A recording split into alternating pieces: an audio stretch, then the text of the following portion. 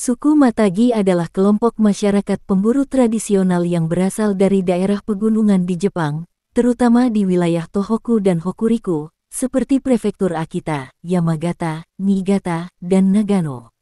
Matagi memiliki sejarah panjang yang terkait erat dengan alam, spiritualitas, serta kearifan lokal dalam memanfaatkan sumber daya alam secara berkelanjutan. Matagi diyakini telah ada sejak periode Heian 794-1185 atau bahkan lebih awal.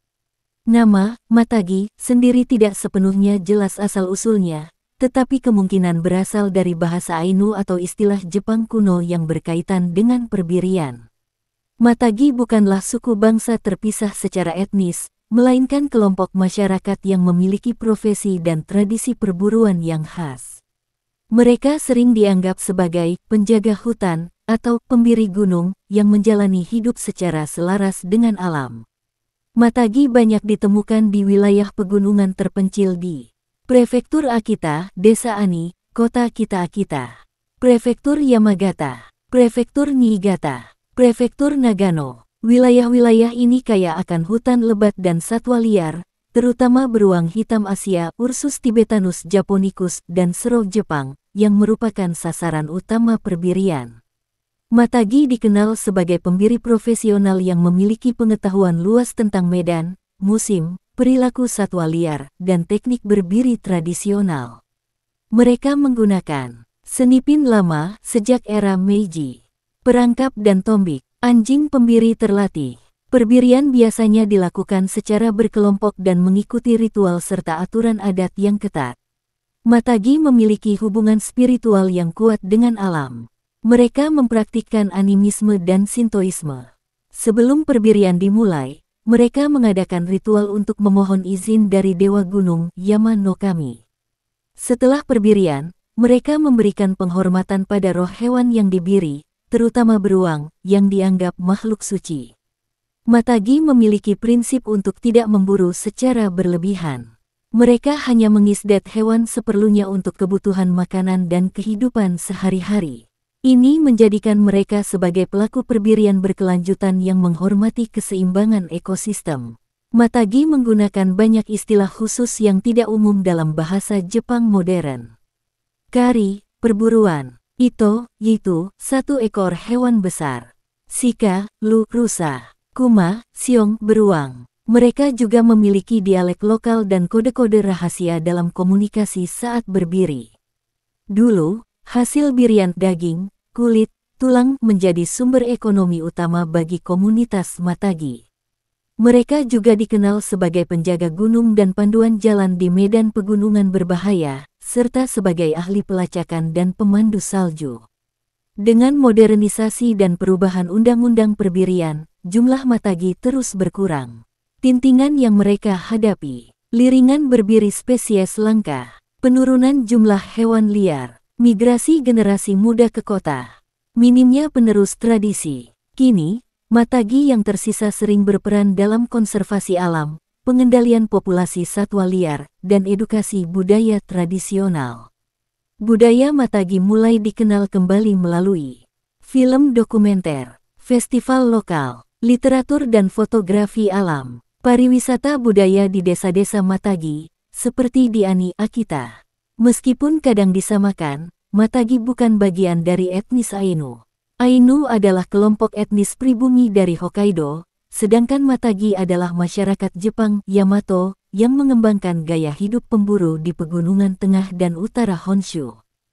Wanita dalam komunitas suku Matagi di Jepang memang tidak terlalu sering disorot dalam literatur populer maupun penelitian, karena peran utama dalam budaya Matagi tradisional biasanya dipegang oleh kaum pria, khususnya dalam aktivitas perbirian. Namun, jika kita melihat lebih dalam dari sudut pandang budaya, estetika, dan nilai-nilai sosial, wanita Matagi memiliki keunikan, kecantikan, dan kelebihan yang mencerminkan karakter masyarakat pegunungan Jepang yang kuat, mandiri, dan harmonis dengan alam. Dalam tradisi lama, wanita tidak diizinkan ikut berbiri ke dalam hutan karena dianggap bisa mengganggu keseimbangan spiritual dan membawa nasib buruk, menurut kepercayaan animisme dan Shinto yang dianut oleh Matagi. Namun, perempuan tetap memegang peran penting, seperti menyiapkan perlengkapan berbiri, mengolah hasil birian, daging, kulit, tulang, membesarkan anak-anak dalam nilai-nilai Matagi, merawat rumah dan komunitas selama pria pergi berbiri. Seiring dengan perubahan zaman, beberapa wanita mulai ikut aktif dalam pelestarian budaya Matagi, pariwisata lokal, dan bahkan dalam kegiatan perbirian terbatas atau dokumentasi tradisi. Wanita Matagi modern juga berperan dalam menghidupkan kembali identitas budaya mereka melalui kerajinan tangan, kuliner lokal, serta festival tradisional. Tinggal di daerah pegunungan dengan cuaca ekstrim menuntut mereka untuk tangguh secara fisik, terampil dalam bertani, memasak, dan membuat pakaian dari bahan alami. Mandiri saat para pria pergi berbiri berhari-hari atau berminggu-minggu. Wanita Matagi dikenal memiliki keahlian dalam menenun kain tradisional, membuat pakaian hangat dari kulit dan bulu hewan, mengolah makanan khas pegunungan seperti miso rumahan, acar, dan olahan daging beruang atau rusa. Mereka adalah penjaga budaya tak tertulis, mewariskan cerita rakyat, lagu-lagu tradisional, nilai-nilai kesederhanaan, keberanian, dan harmoni dengan alam. Kecantikan wanita Matagi tidak dapat diukur hanya dari standar kecantikan modern Jepang. Ia mencerminkan keaslian, kekuatan alam, dan pesona tradisional. Kulit mereka biasanya sehat dan segar karena hidup di udara pegunungan bersih. Mata yang tajam dan ekspresif, mencerminkan kepekaan terhadap alam. Tangan yang kuat dan terampil, hasil dari pekerjaan rumah tangga dan kriya tradisional. Mereka tidak memakai makeup berlebihan atau pakaian modis kota. Keindahan alami, sederhana, dan bersih memancarkan pesona klasik yang hangat. Kecantikan mereka juga datang dari karakter batin. Rendah hati, tidak sombong. Ramah terhadap tamu, penuh semangat membantu dalam komunitas. Dalam dokumenter dan artikel wisata budaya, wanita Matagi sering digambarkan sebagai ibu pegunungan yang penuh kebijaksanaan. Mereka muncul dalam festival lokal seperti di Desa Ani, Akita, mengenakan pakaian tradisional sambil menyambut pengunjung. Dalam budaya Jepang, terutama di desa-desa, kecantikan seorang wanita dinilai dari kesetiaan, keberanian, keuletan, dan dedikasi pada keluarga dan komunitas. Wanita Matagi adalah simbol dari nilai-nilai ini, dan sangat dihormati oleh lingkungan sekitarnya. Kehidupan malam di komunitas suku Matagi di Jepang sangat berbeda dari gambaran kehidupan malam di kota besar seperti Tokyo atau Osaka. Di komunitas Matagi, kehidupan malam lebih terkait dengan suasana desa pegunungan yang tenang, kegiatan rumah tangga tradisional, serta praktik spiritual dan sosial yang khas budaya mereka. Kehidupan malam di desa Matagi, seperti di daerah Ani, Akita, sangat sunyi dan damai.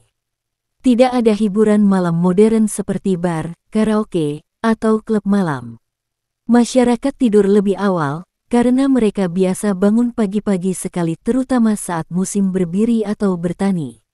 Aktivitas malam hari sangat dipengaruhi musim. Musim dingin, malam lebih panjang, banyak waktu digunakan untuk memperbaiki alat, menjahit pakaian hangat, atau berkumpul di dalam rumah sambil menghangatkan diri.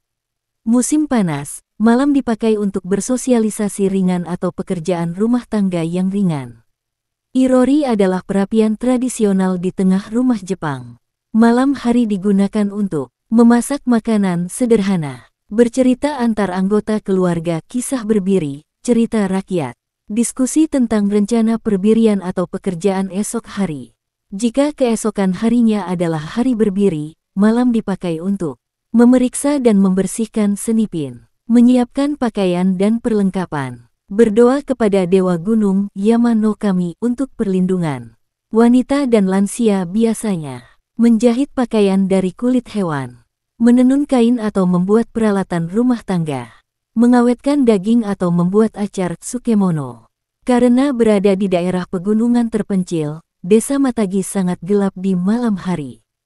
Cahaya utama berasal dari irori perapian, lampu minyak atau lentera. Beberapa rumah kini memakai listrik tenaga surya. Malam hari dipenuhi dengan Suara serangga, burung malam, atau salju jatuh di musim dingin. Gemerisik pepohonan, kadang-kadang lolongan serigala atau suara beruang di kejauhan. Suasana ini menciptakan koneksi spiritual antara manusia dan alam, yang menjadi dasar dari kepercayaan Matagi. Beberapa pembiri Matagi bersemedi atau melakukan ritual dalam hati sebelum berbiri. Mereka percaya bahwa malam adalah waktu saat roh-roh alam aktif. Kadang, pembiri yang lebih tua akan merenung atau berdoa dalam diam, memohon perlindungan dan keberhasilan. Cerita rakyat, legenda hutan, dan kisah tentang roh penjaga gunung diceritakan secara turun-temurun oleh orang tua kepada anak-anak pada malam hari. Sesekali, terutama setelah perbirian besar, para pria akan berkumpul untuk minum sake, merayakan hasil buruan, mengingat leluhur atau teman lama yang telah tiada. Tapi kegiatan ini tetap dilakukan dengan cara yang sederhana dan tenang, bukan pesta liar. Waktu tidur biasanya lebih awal dibanding masyarakat kota, sekitar pukul 8 atau 9 malam. Rumah-rumah tradisional Matagi terbuat dari kayu, tanpa banyak pemanas modern. Oleh karena itu, mereka menggunakan futon, pakaian berlapis, dan selimut tebal untuk tidur nyaman saat musim dingin. Beberapa Matagi senior melakukan pengamatan alam di malam hari, terutama untuk memahami jejak hewan malam seperti beruang atau musang, suhu udara, arah angin, dan tanda-tanda alam lain. Ini bukan perburuan malam karena itu tabu, tetapi bentuk penghormatan terhadap keseimbangan alam.